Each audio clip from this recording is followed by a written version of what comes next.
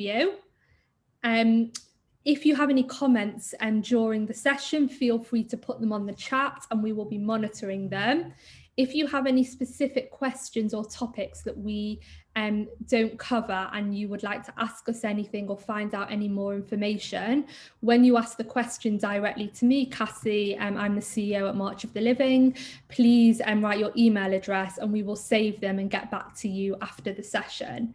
I'd just like to remind you to keep your videos on, but please be on mute throughout the session.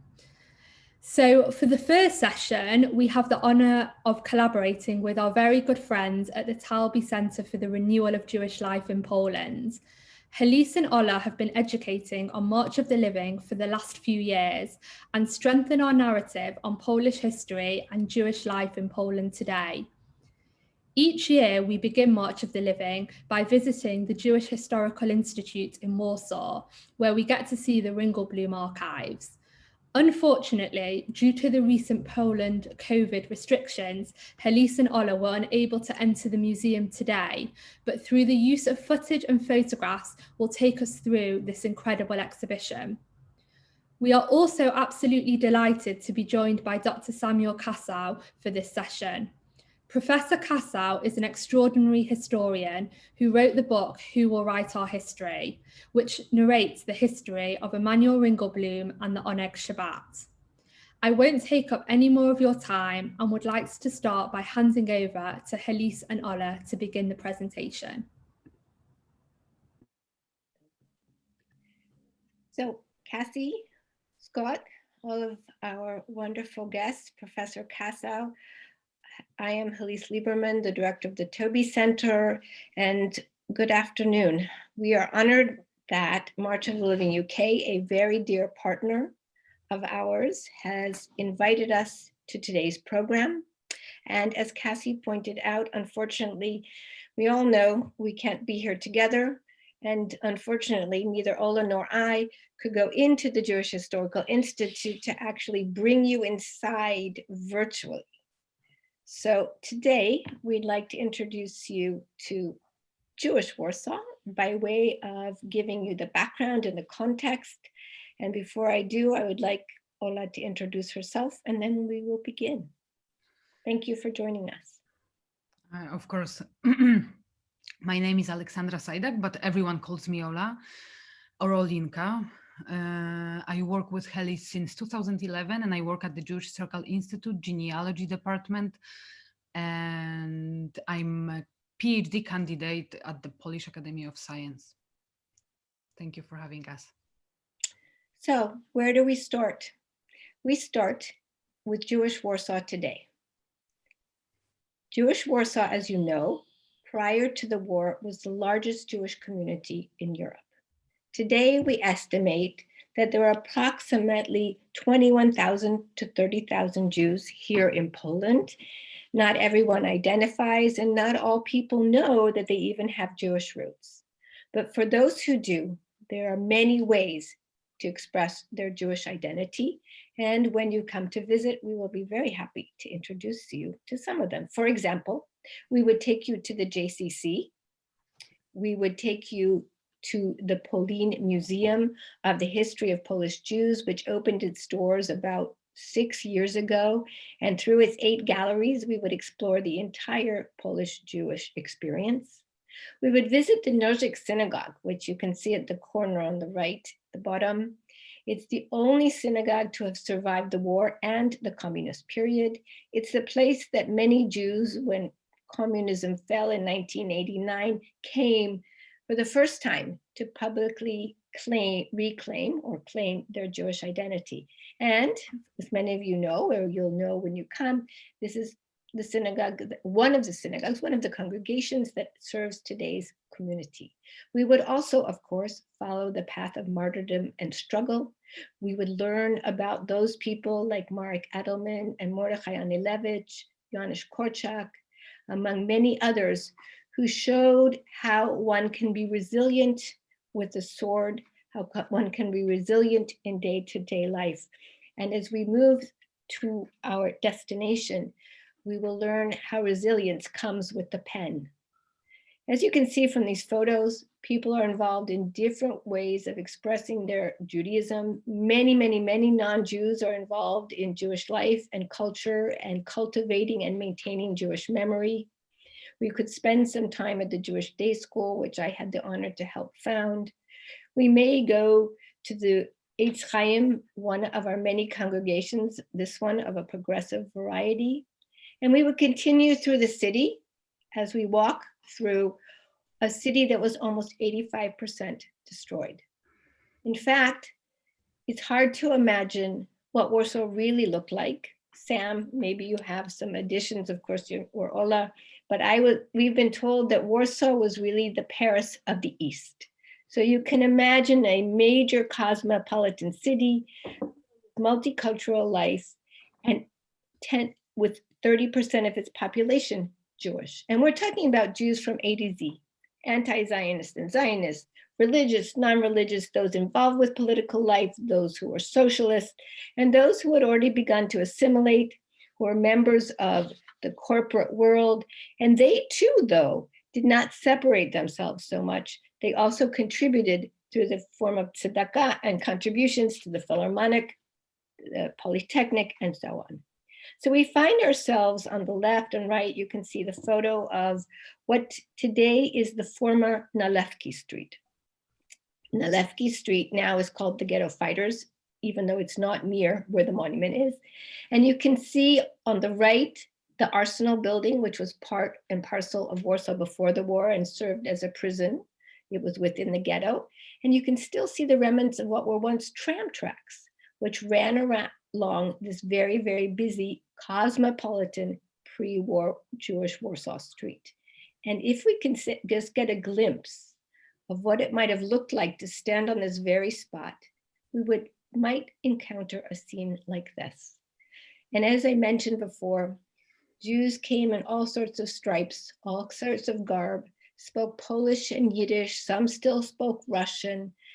There was this growing Zionist movement. And if you went up the street, you would be surrounded by signs and young boys shouting out to buy the local newspaper. You may see people ducking into small courtyard stibelach to make the afternoon prayer. And then you would find people selling hats and selling ice cream and bankers doing their work. And if you turned and faced the other way with Nalewki on your back, this is what you would see. Thank you, Helise. So on the left, you see the building of the Jewish Historical Institute, which is the most important building in today's story, today our lecture. But before we go, before we move on, and before we let Professor Kassow talk about the Emanuel Ringelblum and Emanuel and Oneg Shabbat group, I want to tell you a few words about the building on the right, which is the Great Synagogue of Warsaw.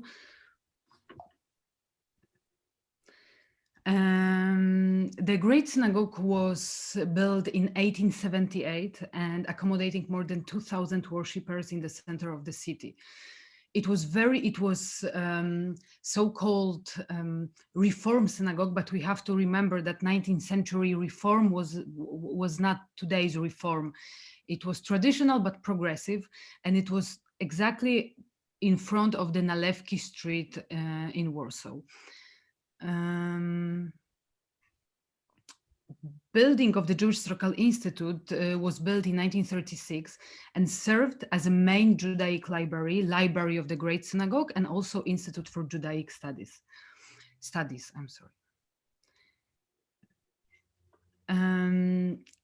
It's very important to understand why this building was so unique and is still unique. First of all, it was built in 1936, and it was, as I said, it was home for Judaic studies and library, but Judaic studies was available for both men and women. And it was very progressive and also filled with amazing scholars like Majer Bałaban, Sołowiejczyk. And this building also, give me 1 second, I will. when you look deeper into this picture, on the right, you see the building. You see the building of the former Judaic Studies, former Judaic Library, today's Jewish Historical Institute. But on the first plan, you see the Great Synagogue of Warsaw, which was no longer existed because it was destroyed, as a sign and as a symbol of the destruction of the Warsaw Jewry. And why are we telling the story about the Jewish Historical Institute today? Because Jewish Historical Institute and Emanuel Ringelblum, this building was home for the Oneg Shabbat group, which Professor Kassow will tell you a bit more, but also it's my second home, and our office is at Tłomackie Street. And it's also for me personally, it's the sign of continuity of the Polish Jewry. So once I said that Tłomackie Street is like the Polish Jews nowadays. No one knows that we exist, but we do exist.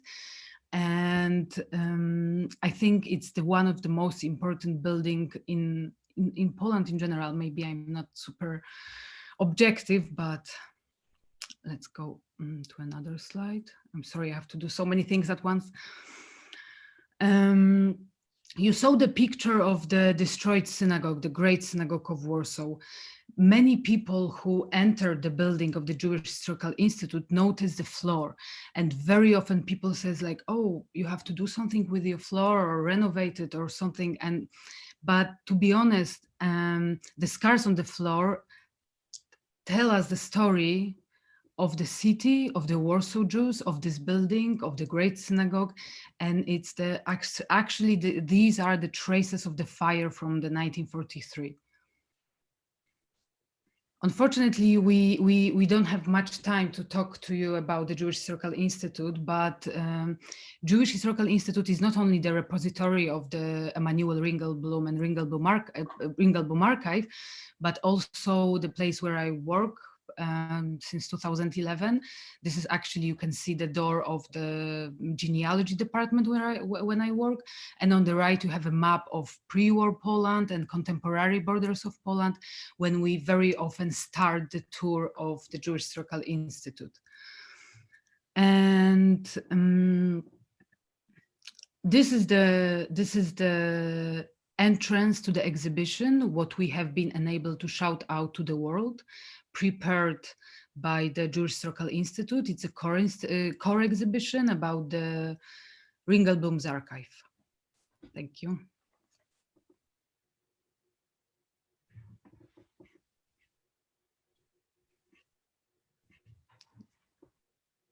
Cassie, can you play the... Yeah, I just need you to stop your share so I can do my share. I stop it, but hopefully you can. Okay.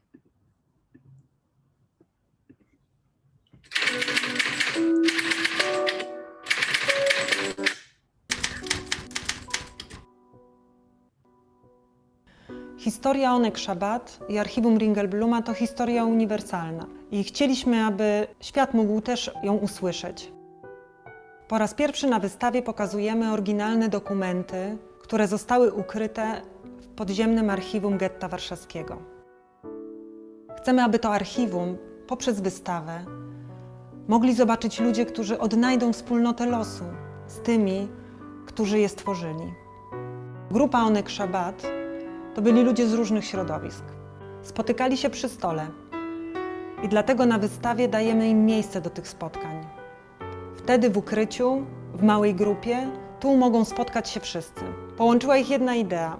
Chcieli opowiedzieć o żydowskim losie, bez fałszowania, bez upiększania. Opowiedzieć tak, jak było naprawdę.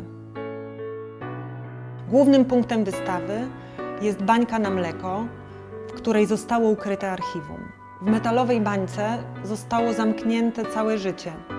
Stała się kapsułą czasu dla nas. W tym miejscu chcieliśmy uczcić pamięć członków Oneg Shabbat, ale jako osób indywidualnych, z własnymi historiami, z własnymi biografiami.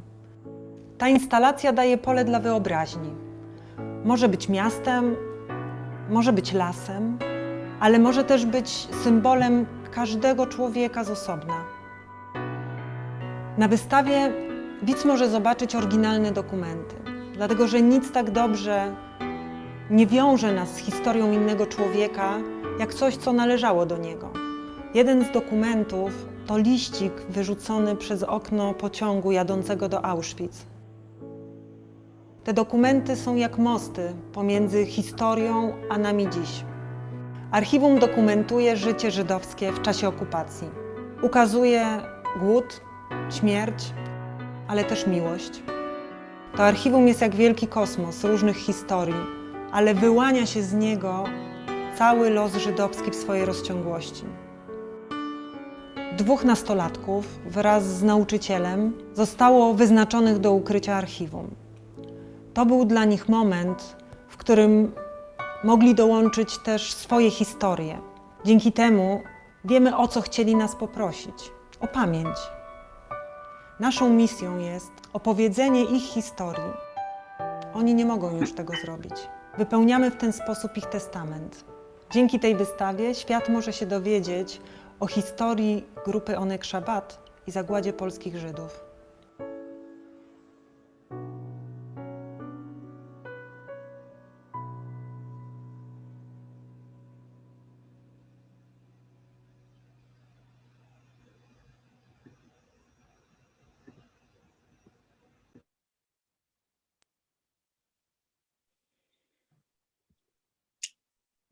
It's my pleasure and honor to introduce a friend, a mentor, teacher, a Rebbe, if you will, Professor Samuel Kassow.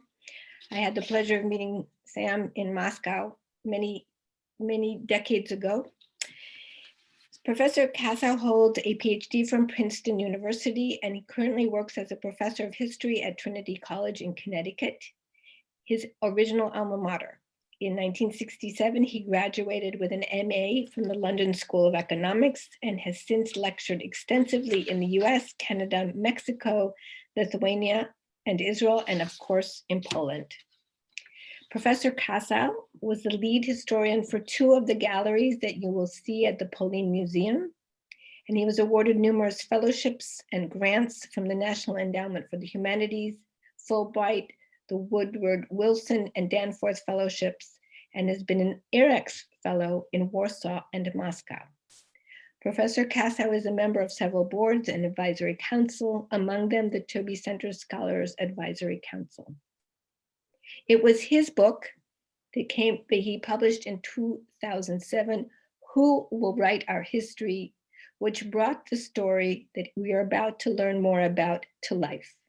It was an international bestseller, and it served as an inspiration for a film of the same title, directed by Roberta Grossman.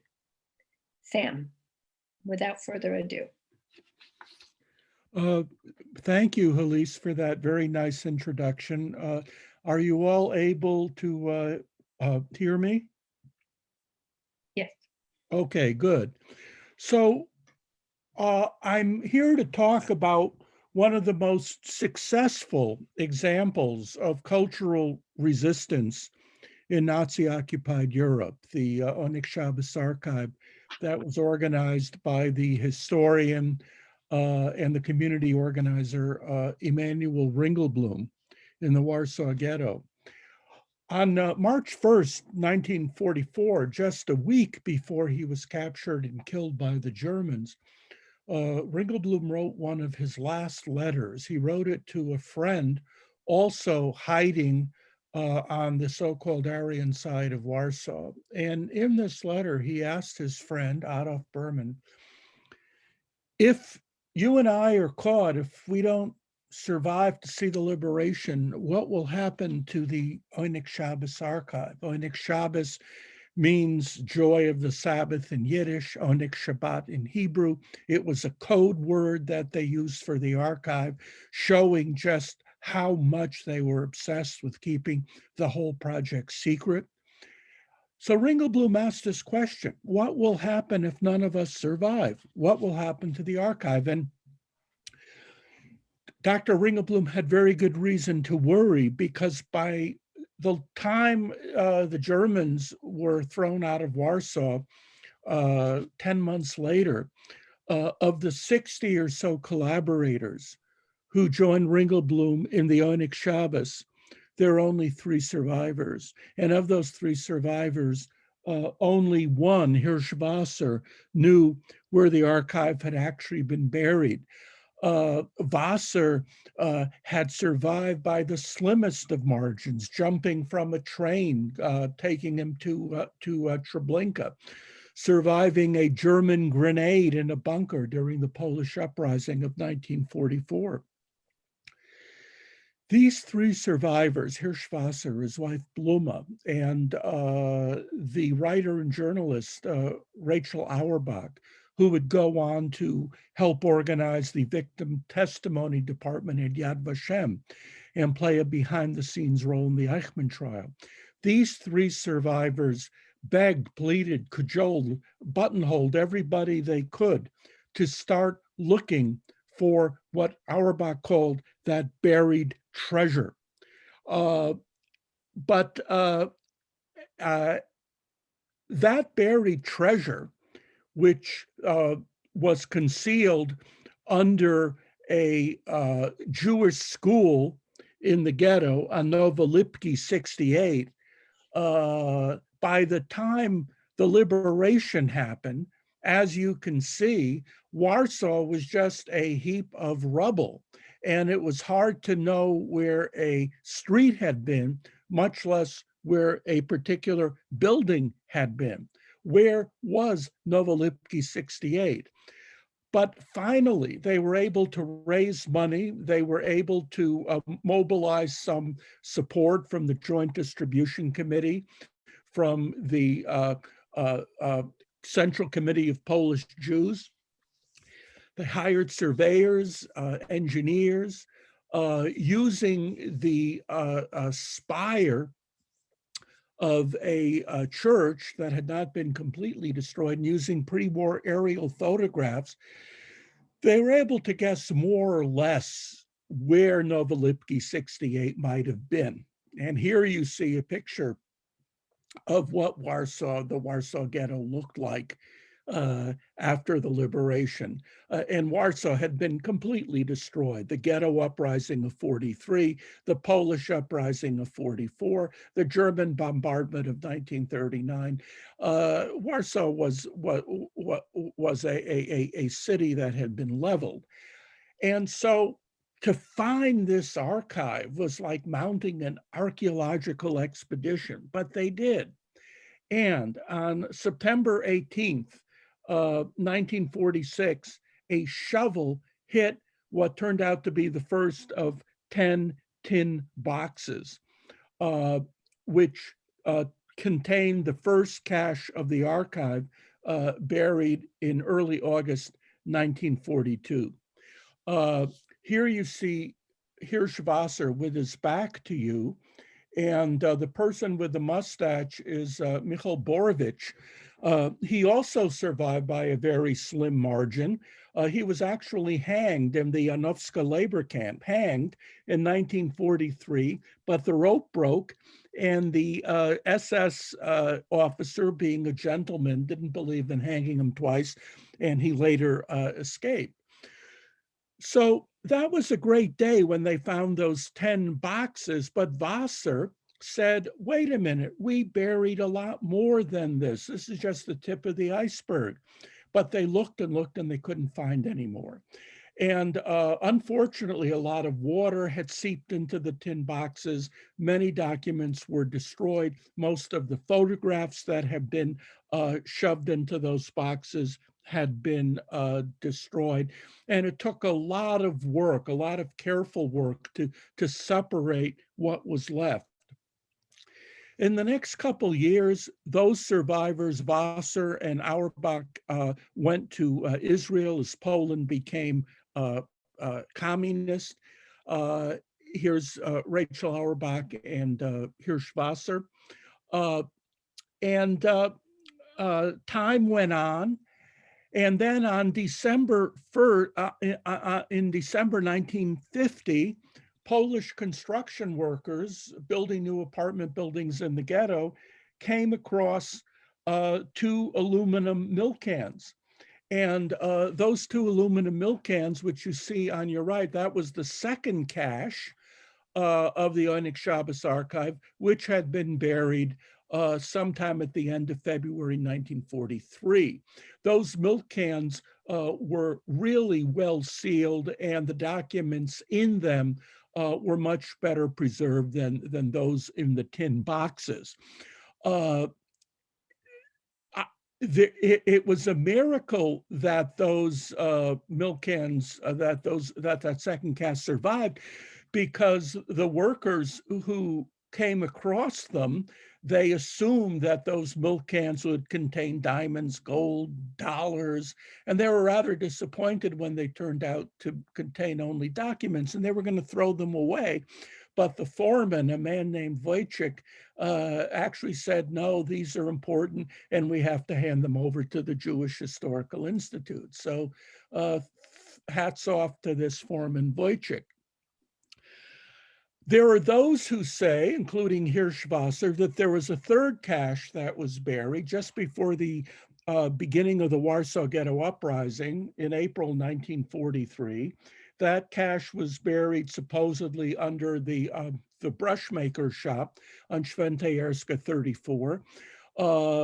In time, that became the site of the Chinese embassy in Poland.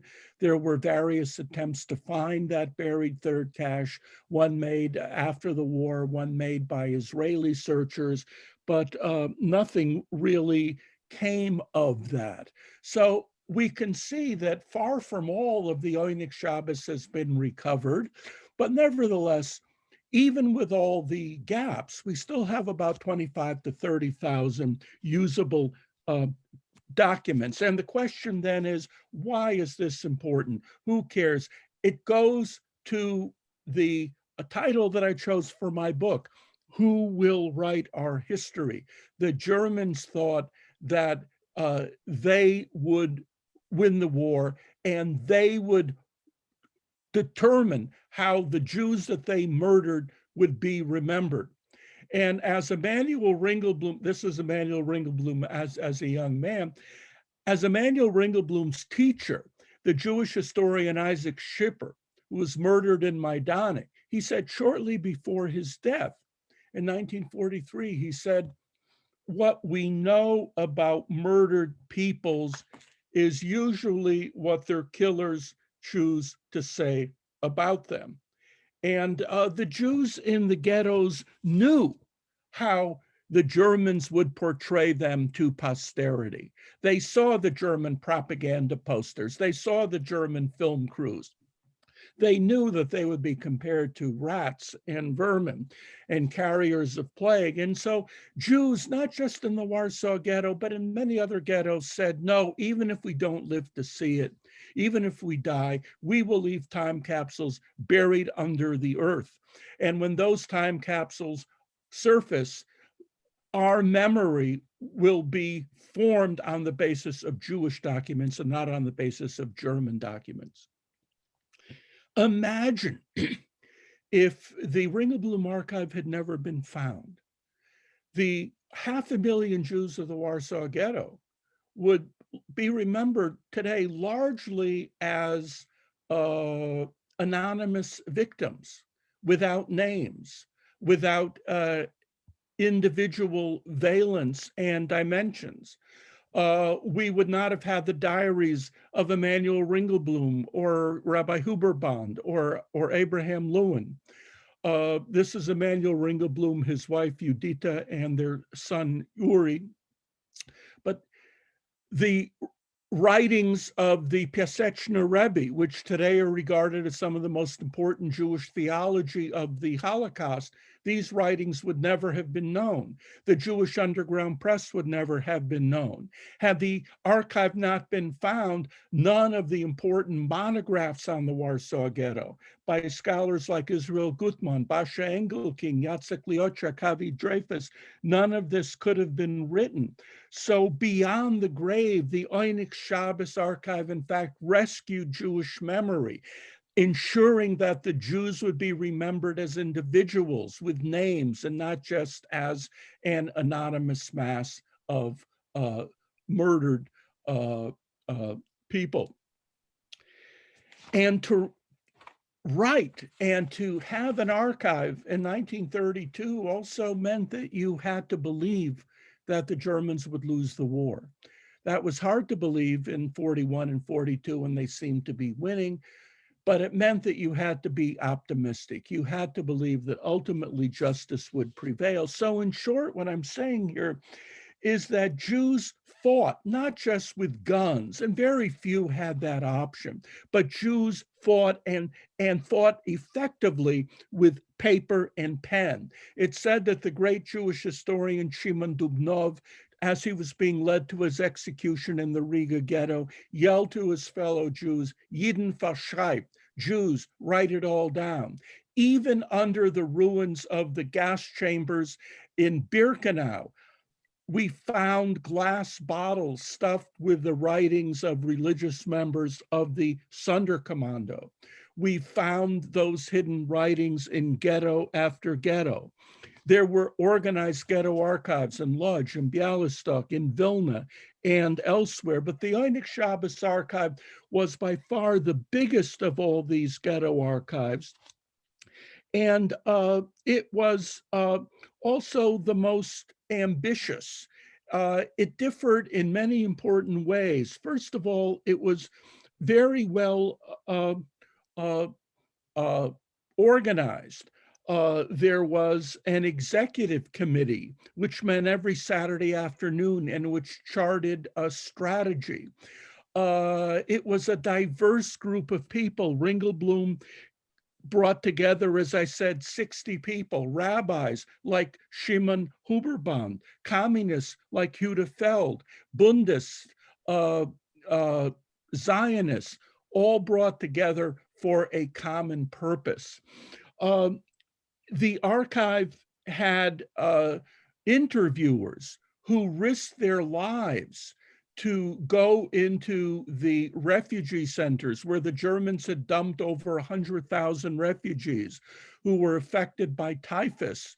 And these interviewers went into those centers to get information about what was happening outside of the Warsaw Ghetto, knowing that there was a great likelihood that they would be infected by typhus and die. And yet they did their job. And many, in fact, succumbed to the disease. There were copiers. Of course, there were no Xerox machines or copy machines. So there were copiers who tried to make multiple copies of each document. And then there was that so-called technical staff, consisting of a teacher in that school, Israel Lichtenstein, and two of his students, teenage boys. Only they, those three, plus Ringelblum, plus two of his executive secretaries, Hirschwasser and Eliyahu Gudkovsky, only those six knew where the documents were at any one time. That minimized the chance that the Germans might capture someone and under torture force him or her to reveal where the archive happened to be. The Oneg Shabbat was also unique in the sheer ambition of its agenda. The first agenda item, which was laid down when the archive was organized in 1940, was to collect stuff, to sammel, as they say in Yiddish. The archive collected diaries and essays. It also collected the menus of the fancy restaurants in the ghetto, where that tiny layer of people who had money, who were well off, the smugglers, the informers, the businessmen, the machers, where they had spare cash to spend.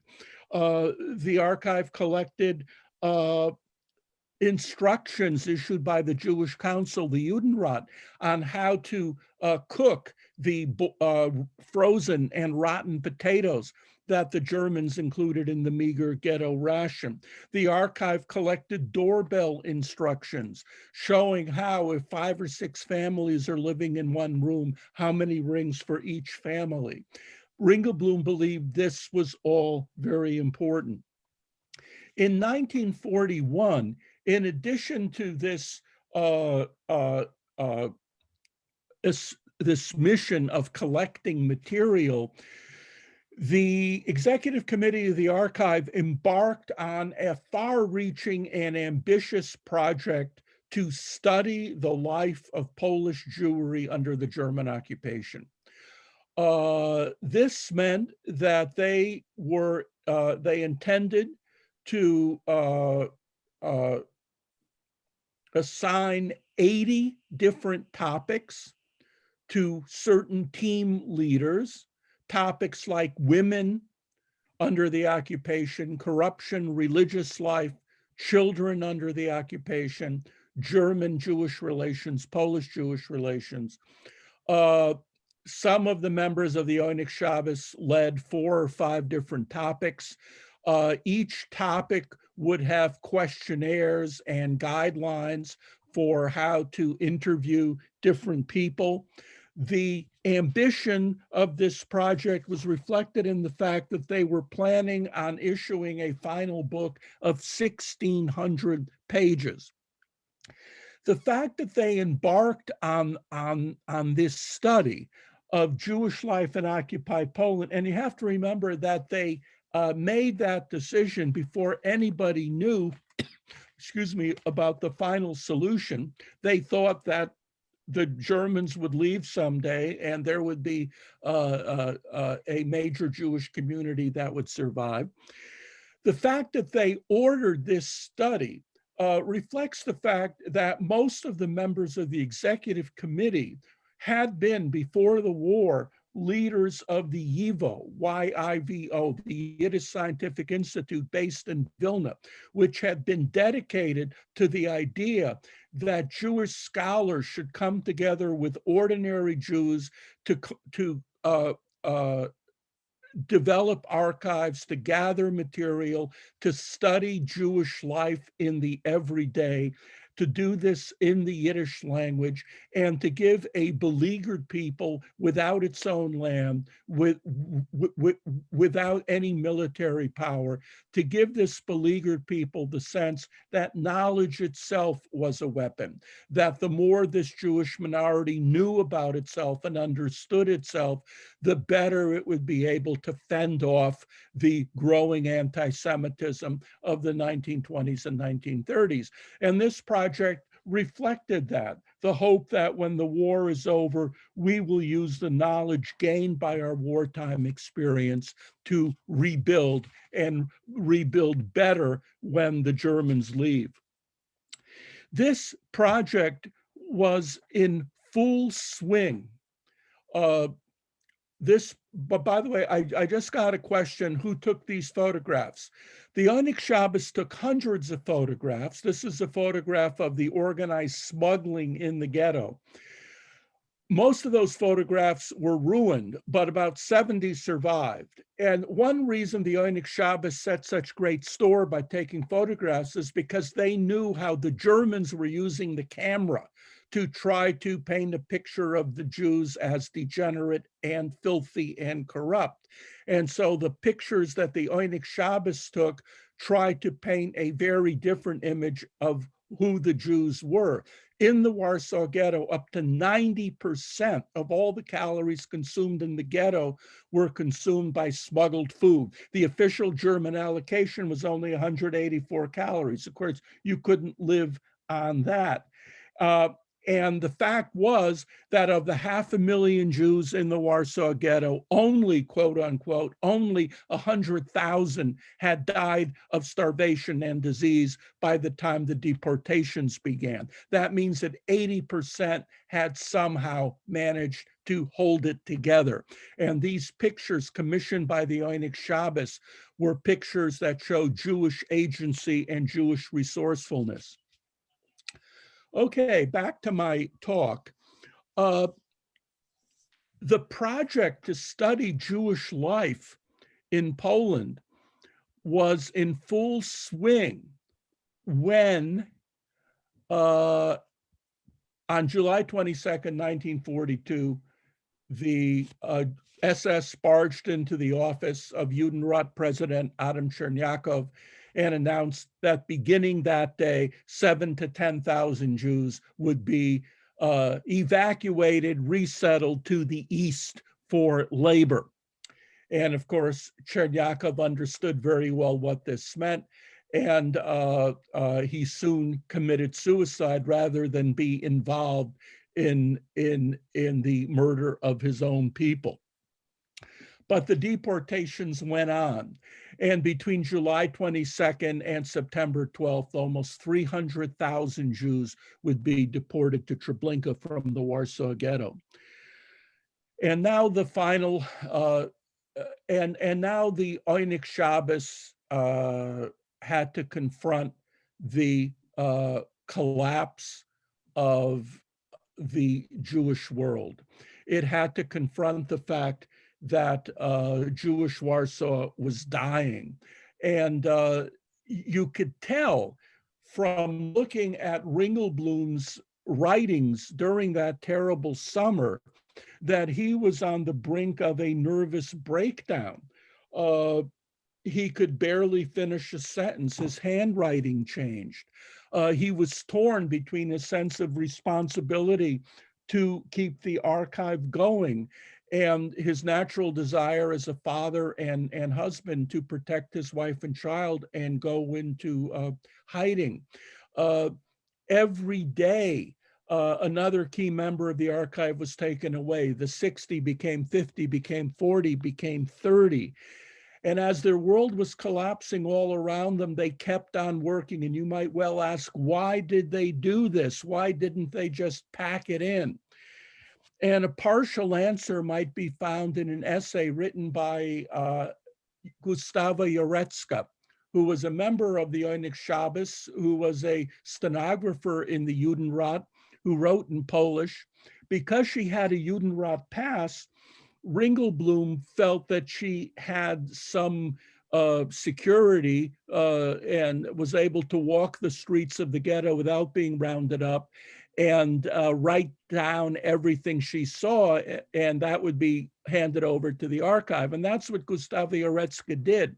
And she wrote an extraordinary essay, which she couldn't finish because she was taken to Treblinka with her 2 kids.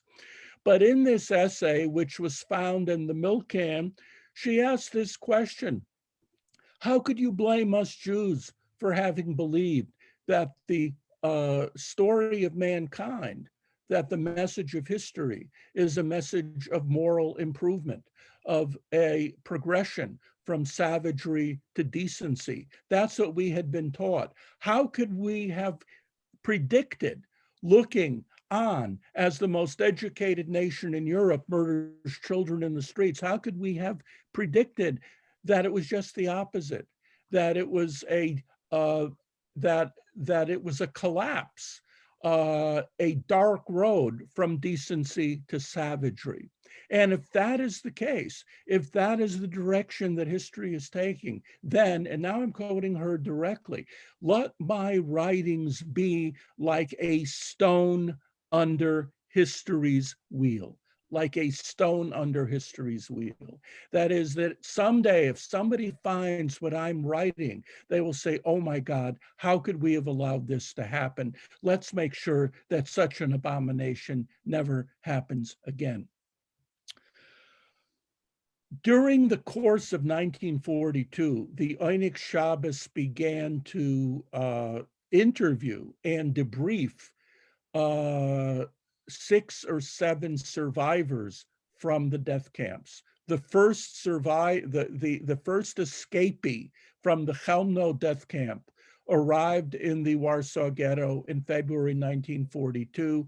He was interviewed. This was the first information anybody had about the gas fans, and then a number of Jews were able to escape from Treblinka, make their way back to Warsaw. One of these escapees, Abraham Szepicki, was interviewed by Rachel Auerbach. The typed record of that interview about his days in Treblinka come to about 100 typed pages in Yiddish.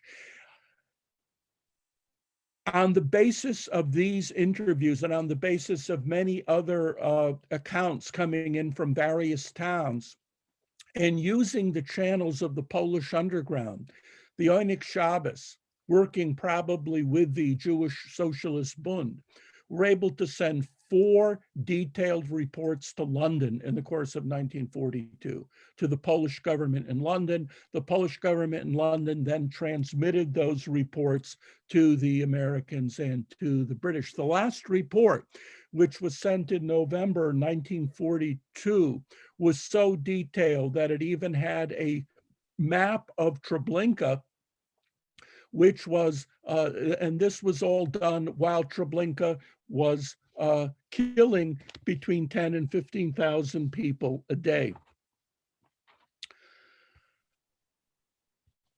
Emanuel Ringelblum's motto, his basic guideline was write today, write now. Don't wait. Don't say, well, this is unimportant. I won't write about this, or I'll wait until tomorrow. You don't know if you'll be alive tomorrow. You don't know if tomorrow you will have become a totally different person. Whatever you see, write it down, and everything is important. Being a trained historian, he had a PhD from Warsaw University. Being a trained historian, Ringelblum had an instinctive awareness of the difference between survivor testimony, the testimony that would be given in the future by those who survived everything, and the testimony of Jews who were still in real time, who were still part of a community that was battered, that was on the edge of destruction, but that had not yet been destroyed. People from within the event, living in Jewish time, not knowing what would happen tomorrow or the next day. And it was this real-time testimony that would give future historians a sense of what Polish Jewry as a community was really like before it had been totally destroyed. Now, let me give you an example of what I mean. The woman who he had asked to study the issue of Jewish women under the occupation was named Cecilia Sloppak. And in order to complete her study, she interviewed many women in the Warsaw Ghetto, running the gamut from PhDs and educated librarians and writers to smugglers and vegetable sellers. And she wrote the introduction to her planned study in 1942, and she said, what I have seen so far is that the Jewish woman has shown herself to be psychologically much more resilient than men. As time has gone on, it's the Jewish woman has taken on more and more of the burden of keeping the ghetto going, the soup kitchens and the daycare centers, that women are tougher. They're less prone to depression and apathy. And I will say this, she wrote, that when the war is over, I expect that the Jewish woman will not allow herself to be pushed back into the kitchen. I expect that she will demand her place at the table of the Jewish life. Now, Cecilia Sloppak and her 5-year-old daughter were murdered in Treblinka. But had she survived and had she been asked someday by her grandchildren, and like many survivors, she would have married a second time and had a second family. Had her grandchildren said, Bubby, Can you write down what happened to you? Can you testify for the Spielberg archive? Would she have even remembered that the Warsaw Ghetto was anything but a holding pen for what came next, the death camps? Would she have even remembered that once at a time she was waxing lyrical about the perspectives for Jewish women in Poland after the war? Absolutely not. And so because of this kind of material, we still have a sense of what Polish Jewry was like in its last months. We can hear the different voices of Polish Jewry, the children who wrote essays in June 1942 in the various schools in the ghetto, in Polish, Hebrew, and Yiddish. What do I want to be when the war is over?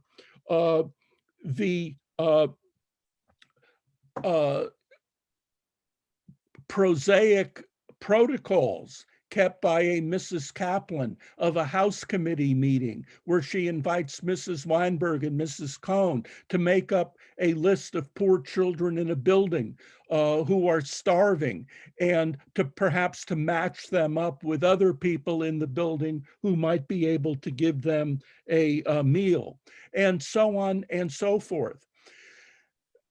There's a document in the milk cans which I want to single out for special mention because it reveals so much. It's a document left by a Yiddish writer named Shia Perle, who was murdered in Auschwitz in 1943. But in August 1942, on August 25th to be precise, he saw something which led him to write an essay which I'm sure he never would have written had he survived the war. Perle saw a Jewish policeman dragging a 5-year-old little boy to his SS handler. The Jewish police had to hand over 5 or 7 Jews every day, thinking that by making that quota, they'd be saving their skin and they would be saving their families. The SS man calmly pulled out his pistol, shot the little boy, and as the little boy was dying on the pavement, he told the Jewish policeman to go and get an adult. This little dog doesn't count as an adult, and the Jewish policeman scampered off to find an adult victim. And Perle was so shaken by this that he wrote that day, how can we as a people have produced such scum as the Jewish police? A people that can produce such human garbage is a people that perhaps deserves everything that it's getting. Now, after the war, this never would have been written. After the war in the DP camps, the rule was 6 million martyrs, don't speak ill of the dead. But this is a clear example of the stark difference between post-war Jewish writing about the Holocaust and real-time writing. In real-time Jewish writing, there's an enormous amount of anger and bitterness leveled against other Jews. And this anger and bitterness, of course, gets filtered out in writing by the survivors after the war was over. And keep in mind that people like Perle, people like Ringelblum, they saw Jewish Poland being destroyed. They saw European Jewry being destroyed. They had no idea that there would be a state of Israel after the war. This might have simply meant the destruction of the Jewish people. You can imagine the depression and the bitterness and the anger. Now, there's another question you might want to ask yourself. This was in the milk can. Ringelblum read it. He could have said, no, this doesn't make the Jews look good. I'm not going to let this be part of the archive. But no, he included it because Ringelblum, as a historian, wanted to ensure that future historians respect what he did, that they trust what he did. And therefore he strove for objectivity, to include the bad as well as the good, to provide a complete picture of the Jewish community, to undermine stereotypes and lazy thinking. Ringelblum knew full well, he wrote himself, that superficially, people might look at the Warsaw Ghetto after the war and talk about the Jewish police, talk about the Gestapo agents, talk about the demoralization. But then he said, if people make the effort to really study what the Jews of Warsaw did and accomplished in the ghetto, they would see that the real story was not the story of demoralization, but a story of hundreds of thousands of people doing the best they could to keep it together, to help their families, to help their neighbors. These were people without money, without contacts, who had no hope of surviving, but nevertheless, Ringelblum believed that by creating an archive that would win the trust of future historians, they would ultimately see what he called that real story. Emanuel Ringelblum was captured by the Germans during the Warsaw Ghetto uprising and sent to the Travniki labor camp, from which he made a very daring escape, helped by the underground in August 1943. And he was taken back into a hideout on the Aryan side of Warsaw, where he reunited with his wife and his little boy, Yuri. And there were 34 other Jews in that hideout. It was a terrible place to be, the crowding, the darkness, the tension, people fighting each other all the time. The hideout was maintained by a Polish family supported by Jewish money. The Polish family, of course, took very terrible risks. And during this whole time, Ringelblum sat in a corner and wrote. He wrote literally hundreds of pages about the Jewish intellectuals who were killed, the poets, the writers. He wrote about Polish-Jewish relations in the war, a book which became a real masterpiece. He didn't have libraries, graduate students. He was writing in a terrible place by the light of a carbide lamp. And as he wrote his book on Polish-Jewish relations, this secular left-wing Marxist scholar said, I feel like I'm a sofer. A sofer is a Jew who writes a Torah scroll. And a sofer can't make any mistakes. A sofer has to go to a ritual bath and purify himself. A sofer feels terribly responsible, and this is how I feel. On the one hand, Poles have risked their life to help me, and indeed are risking their lives now to help me. But on the other hand, the behavior of the majority of the Polish population has been abominable. Ringelblum went out of his way to recognize Polish courage and bravery, to recognize that the Poles also suffered terribly, to recognize that it was the Germans and not the Poles who began the Holocaust and who executed the Holocaust. He underscored that the Germans were so obsessed with killing every last Jew that unless the war ended soon, no matter what the attitude of the Poles happened to be, no Jews would survive. Nevertheless, he asked himself, why was it that just a couple weeks ago on the streets of Warsaw, as a fleeing Polish underground fighter was running away from the Germans, all the Germans had to do was to yell into the crowd, catch the Żydek, catch the Jew, and people volunteered to catch this fleeing Polish fighter. And so he said that ultimately the judgment on Polish behavior would be very negative. In In early March 1944, the Gestapo uncovered the hideout with the help of a Polish informer. Ringelblum, his wife, his son, the other Jews were taken to the Pawiak prison. And a Yiddish journalist who survived the war remembers that when the prisoners heard that Ringelblum was in the prison, they tried to save his life by getting him transferred into another cell. He entered the cell, he saw Ringelblum there with his son sitting on his lap. Ringelblum had been badly beaten. And Hirschhout outlined the scheme. Ringelblum said, "What about my son?" Hirschhout said, "No, we can't save him." And Ringelblum said, "I will die with my son and my wife." And the last words that Hirschhout remembers Ringelblum saying is, "Was ist er schuldig, der Kleine? Zu lebendig macht das Herz." Why is this little boy guilty? What has he done? My heart is breaking because of him. They and two of the Poles were shot on March 10th, 1944. I want to end this talk by going back to the night in early August 1942, when Israel Lichtenstein and those two teenagers were burying the archive.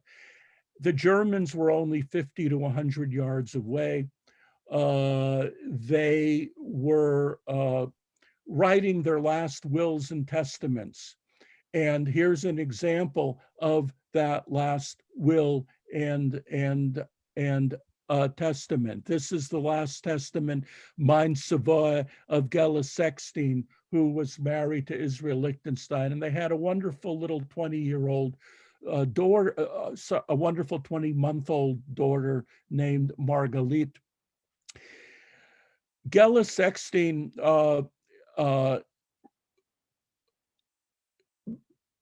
mourned the fact that her daughter would not survive. And her husband, Israel Lichtenstein, in his last testament said, "I've given my whole life to this archive. I want to be remembered. I want my wife to be remembered, Gela Sexton, who designed sets for the children's theater in the ghetto and who painted. Many of her paintings are in the archive. And I want my daughter Margalit to be remembered. 20 months old, but she equals in intelligence a child of 4 years old." My heart breaks when I think of her. And he ends by saying, I believe that the Jews of Eastern Europe are a redeeming sacrifice for the Jewish people. The Jewish people will survive.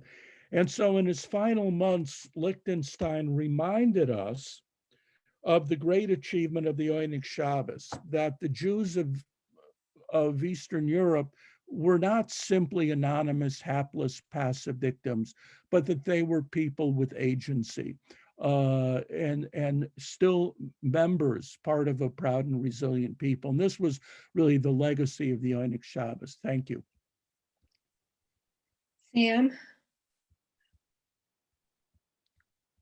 I'm not sure what words we have to thank you for sharing, for bringing the words off the papers that were collected, the photos, the stories, and perhaps most importantly, the intent that we should write what we write now, that we should write for ourselves and for others.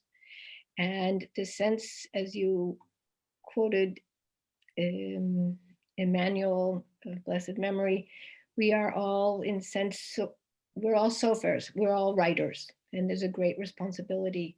Thank you, Professor Kassow, for your time, for your commitment, your dedication, and thank you for bringing Emanuel Ringelblum, all the members of Oneg Shabbat, and really all those who perished and all those who survived the war to us.